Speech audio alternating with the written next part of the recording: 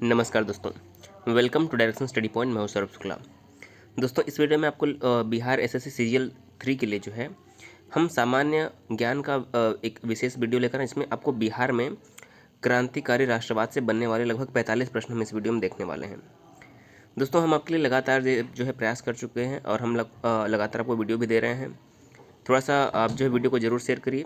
Video में 45 प्रश्न हैं। 45 में से आप कितने प्रश्न सही कर पाते हैं, हमें ज़रूर बताइएगा।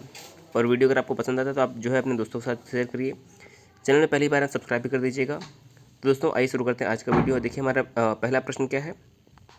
30 अप्रैल 1908 के मुजफ्फरपुर बम कांड में किसकी हत्या का प्रयास किया गया। देखिए, बहुत इंपॉर्टेंट प्रश्न है और सभी प्रश्न जो होंगे दोस्तों बिहार विशेष से होंगे। आपको यहाँ पर याद रखना है, सभी प्रश्न जो हैं बिहार विशेष से संबंधित हैं, तो आपके लिए इसलिए काफ़ी इंपॉर्टेंट हो जाता है।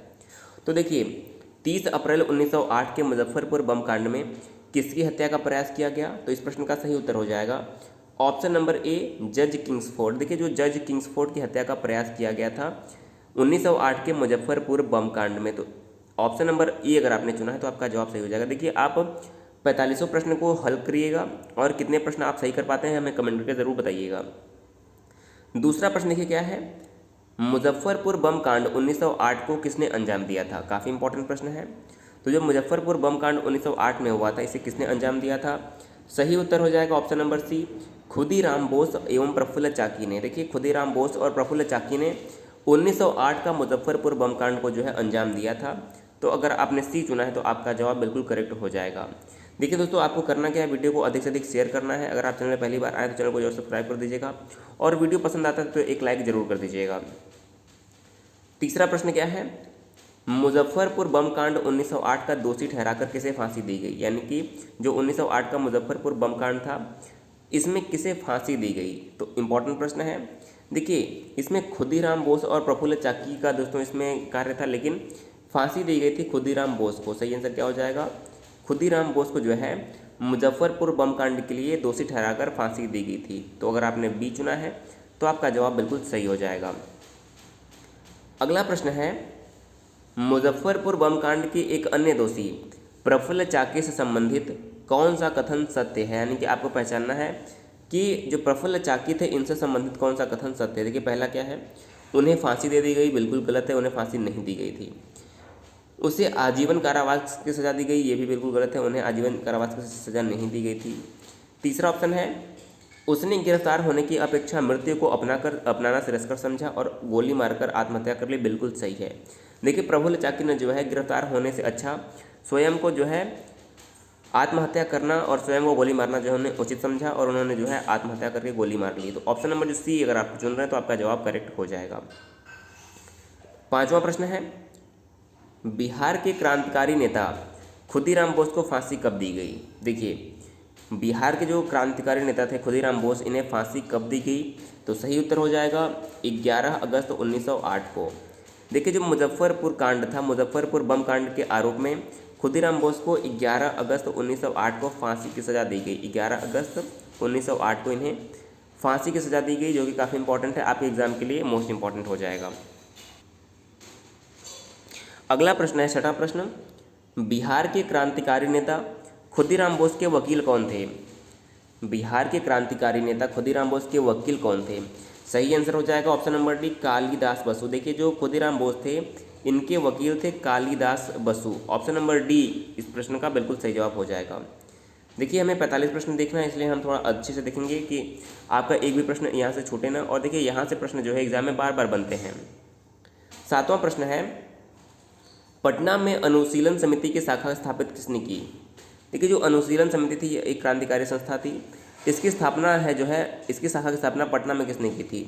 तो सही आंसर हो जाएगा option number B, Sachindra Nath Sanyal ने जो है, देखिए सचिंद्र नाथ सान्याल ने बिहार में पटना में अनुशीलन समिति की शाखा की स्थापना की थी। तो अगर आपने बी चुना है तो आपका जवाब बिल्कुल करेक्ट हो जाएगा। आठवां प्रश्न है, पटना भवानी मंदिर की स्थापना किसने की थी। देखिए, पटना भवानी मंदिर की स्थापना बिहार में किसने की थी। आठवां प्रश्न है, करेक्ट आंसर हो जाएगा ऑप्शन नंबर सी, भूपेंद्र नाथ दत्त। देखिए, भूपेंद्र नाथ दत्त ने जो है पटना में भवानी मंदिर की स्थापना की थी। किसने की थी, भूपेंद्र नाथ दत्त ने। देखिए, आपको आंसर के साथ टेलीग्राम पर PDF मिल जाएगा, तो आप टेलीग्राम से जरूर जुड़ जाइएगा। डायरेक्शन स्टडी पॉइंट सर्च करना है आपको सिर्फ। 9वां प्रश्न है बनारस षड्यंत्र में कौन शामिल था। 9वां प्रश्न है बनारस षड्यंत्र में कौन शामिल था। सही आंसर हो जाएगा option number D Bankim Chandra मित्र। देखिए जो बंकिम चंद्र मित्र थे ये एक क्रांतिकारी नेता थे और बनारस षड्यंत्र में इनका ही नाम जो है आता है। ऑप्शन नंबर डी इस प्रश्न का बिल्कुल करेक्ट जवाब हो जाएगा। 10वां प्रश्न है सत्य युग नामक पत्रिका प्रकाशित किसने किया था। सत्य युग नामक पत्रिका का जो प्रकाशन है वो किसने किया था। सही आंसर क्या हो जाएगा। जो सत्य युग नामक पत्रिका है इसका प्रकाशन किया था पुरुषोत्तम नारायण नंदा ने। किसने किया था। सही आंसर हो जाएगा सत्य युग नामक जो पत्रिका का संपादन है उसे किया था पुरुषोत्तम नारायण नंदा। सही आंसर हो जाएगा ऑप्शन नंबर बी। 11वां प्रश्न है स्वराज्य कथा पत्रिका का संपादन किसने किया था। जो स्वराज्य कथा पत्रिका है इसकी संपादन किसने किया था। तो सही आंसर हो जाएगा ऑप्शन नंबर ए बाल मुकुंद वाजपेयी। देखिए ये इंपॉर्टेंट प्रश्न है। जो स्वराज्य कथा है पत्रिका इसका संपादन किया था बाल मुकुंद वाजपेयी। ऑप्शन नंबर जो ए है 11वें प्रश्न का बिल्कुल करेक्ट जवाब हो जाएगा। 12वां प्रश्न है माँ की पुकार नामक पुस्तिका संबंधित है किससे। 12वां प्रश्न है माँ की पुकार नामक पत्रिका जो है पुस्तिका है किससे संबंधित है। 12वां प्रश्न है करेक्ट आंसर हो जाएगा मुजफ्फरपुर से।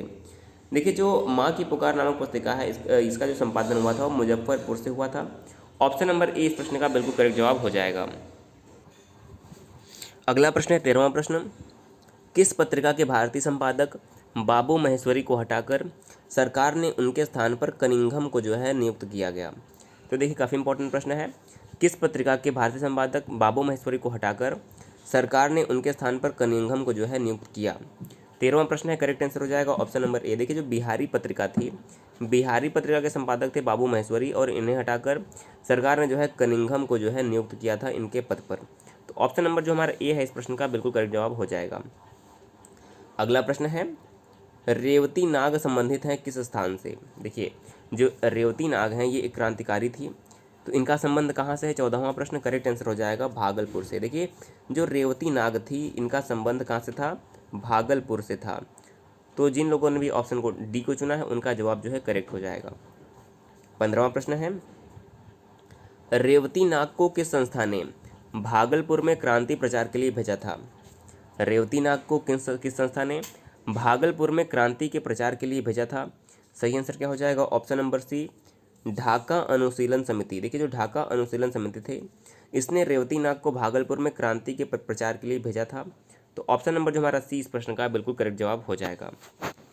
16वां प्रश्न है श्री सचिन बख्शी थे क्या थे समाजवादी क्रांतिकारी नरमपंथी या फिर 1857 के विद्रोह के नेता। तो 16वें प्रश्न का सही आंसर हो जाएगा जो सचिन बख्शी थे यह एक बिहार के प्रसिद्ध क्रांतिकारी थे। सही आंसर क्या हो जाएगा ऑप्शन नंबर बी यह एक क्रांतिकारी थे। 17वां प्रश्न है श्री सचिन बख्शी को बिहार में कहाँ गिरफ्तार किया गया। श्री सचिन बख्शी को बिहार में कहाँ से गिरफ्तार किया गया। तो सही आंसर हो जाएगा सचिन बख्शी को बिहार के भागलपुर से जो है गिरफ्तार किया गया था। कहाँ से भागलपुर करेक्ट आंसर हो जाएगा। 18वां प्रश्न है निम्न में से किस पर तिरहुत षड्यंत्र केस का मुकदमा चला। निम्नलिखित में से किस व्यक्ति पर तिरहुत षड्यंत्र केस का मुकदमा चलाया गया। 18वां प्रश्न है सही आंसर हो जाएगा योगेंद्र शुक्ल। देखिए योगेंद्र शुक्ल भी एक क्रांतिकारी थे और इन पर जो है तिरहुत षड्यंत्र केस के मामले में जो है मुकदमा चलाया गया था। नाम क्या है योगेंद्र शुक्ल जो है। ऑप्शन नंबर ए इस प्रश्न का बिल्कुल सही जवाब हो जाएगा। देखिए आप सभी प्रश्न का जवाब अपने मन में ज़रूर सोचिएगा क्योंकि आपको देखिए अब आपका ये टेस्ट के तौर पर है क्योंकि देखिए आपकी एग्ज़ाम हो सकता है बहुत जल्द ही हो जाए इसलिए आपको अपनी तैयारी का अंतिम रूप दोस्तों दे देना है। अगला प्रश्न है 19वां प्रश्न बिहार के उस क्रांतिकारी का नाम बताइए जिन्होंने सितंबर 1928 के हिंदुस्तान सोशलिस्ट रिपब्लिकन आर्मी के बैठक में हिस्सा लिया था। तो इस प्रश्न का सही आंसर क्या हो जाएगा। देखिए हमारा ये प्रश्न कौन सा है 18वें के बाद हमारा ये 19वां प्रश्न है। तो किस व्यक्ति ने जो है 1928 में हिंदुस्तान सोशलिस्ट रिपब्लिकन आर्मी की बैठक में हिस्सा लिया था। करेक्ट आंसर हो जाएगा option number A Phanindranath Ghosh. Phanindranath Ghosh ने जो है बिहार में 1928 में हिंदुस्तान सोशलिस्ट रिपब्लिकन आर्मी में जो है बैठक में हिस्सा लिया था। तो option number A Phanindranath Ghosh जो है करेक्ट आंसर हो जाएगा। 20वां प्रश्न है श्री मणिंद्र नारायण राय थे क्या। तो जो श्री मणिंद्र नारायण राय थे यह एक क्रांतिकारी थे। तो ऑप्शन नंबर सी जो है करेक्ट आंसर हो जाएगा। जो मणिंद्र नारायण राय थे यह एक प्रसिद्ध क्रांतिकारी थे। अगला प्रश्न है बिहार युवक संघ की स्थापना कब हुई थी। 21वां प्रश्न है बिहार युवक संघ की स्थापना कब हुई थी। करेक्ट आंसर हो जाएगा 1928 में। देखिए 1928 में बिहार युवक संघ की स्थापना हुई थी। ऑप्शन नंबर डी इस प्रश्न का बिल्कुल करेक्ट जवाब जो है हो जाएगा। 22वां प्रश्न है बिहारी छात्र सम्मेलन के किस अधिवेशन में बिहार युवक संघ की स्थापना हुई। बिहारी छात्र संघ के किस अधिवेशन में बिहार युवक संघ की स्थापना हुई। तो करेक्ट आंसर हो जाएगा मोतिहारी। देखिए जो बिहारी छात्र सम्मेलन का मोतिहारी में जो अधिवेशन हुआ था उसी में बिहार युवक संघ की स्थापना की गई। कब किया गया यह 1928 में बिहार युवक संघ की स्थापना की गई। इंपॉर्टेंट प्रश्न आपके लिए है। अगला प्रश्न है 23वां प्रश्न 12 दिसंबर 1929 को बिहार नौजवान सम्मेलन पंडित प्रजापति मिश्र की अध्यक्षता में कहाँ हुई।